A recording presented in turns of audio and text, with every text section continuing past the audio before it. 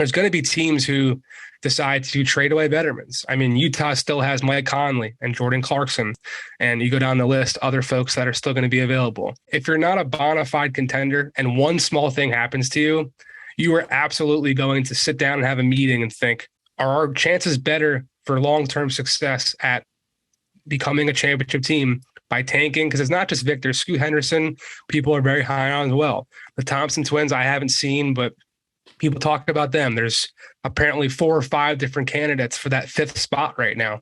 So if this is such a deep draft and the changes with the lottery odds were designed to dissuade teams from doing it, but you've actually increased the odds of every team who's not the worst pick or the worst team to get that number 1 pick. So it actually kind of further incentivizes that January or February shift to go be bad. It's kind of crazy.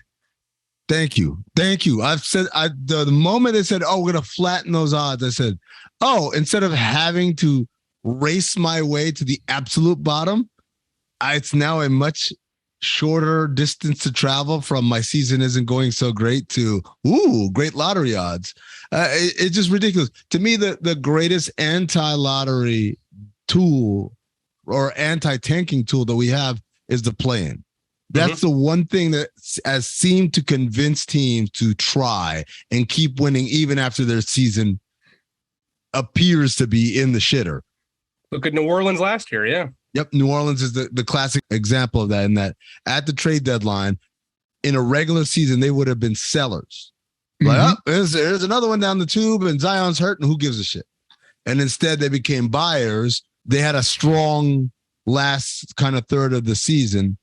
And that ended up in them being in the play-in, and that ended up in them being in the playoff and having at least a decent chance of winning.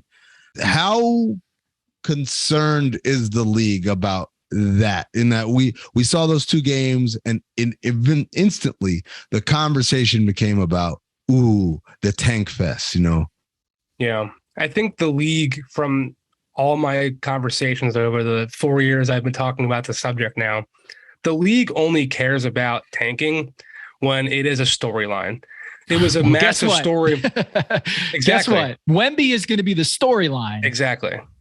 The tanking is going to be masked by the alien. With OKC doing this year after year after year in a small market that's not supposed to be paying into the revenue sharing system, the league has pretty much turned a blind eye. What the Thunder did with Al Horford and with Shai Gilgeous-Alexander is far more egregious and far more tanky than anything Sam Hinkie's Sixers ever did. They didn't openly sit healthy players or turn a little ankle sprain into a season-ending malady. Yeah. So I know Sam Hinkie did it the right way. He didn't have good players. Exactly. Let me just avoid that whole good player conundrum. How to convince people why not to play them. Look, he had good players. Let's not forget about Ish Smith. Okay, moving on. Yeah. Yep. Go ahead. Yeah, but because it was leading Sports Center, and I mean, at that time, a lot of my work was at SB Nation's Liberty Ballers, and we had access to all the team blog data of traffic. And the Sixers were the worst team in the league, right? But every single week, Liberty Ballers was either 1 or 2 or 3 in traffic baby. Of all. I mean, not to puff out our chest of the great quality work we were doing at that website. It was the topic. It was the talking point. So, you know whose fault it is? Whose fault? Pablo Torre. There you go. He wrote that. He wrote that. Keep your third eye open. Pablo Torre wrote a cover story for ESPN the magazine about how Sam Hinkie was so smart, and he coined the phrase "trust the process" and all that. And that, once you give it a name, now it's that baby's. Now people are invested in that baby, right? Like there are tribes in the mountains of Chile and Peru, where like they don't name their children for the first 2 years of their lives, because if you name it, then you get an attachment to it, you get them invested in it. Infant mortality rates are so high there that they can't afford to be attached to it. What Pablo Torre did was he went and he gave that shit a name and put it on the front page of ESPN the magazine, and the rest is history. So to that point, and to Tom's point about the alien of it all, if we do have the play-in tournament drama that we've had the last couple of years, we're also, this year in the East, right? There's like 9 teams that really got a shot.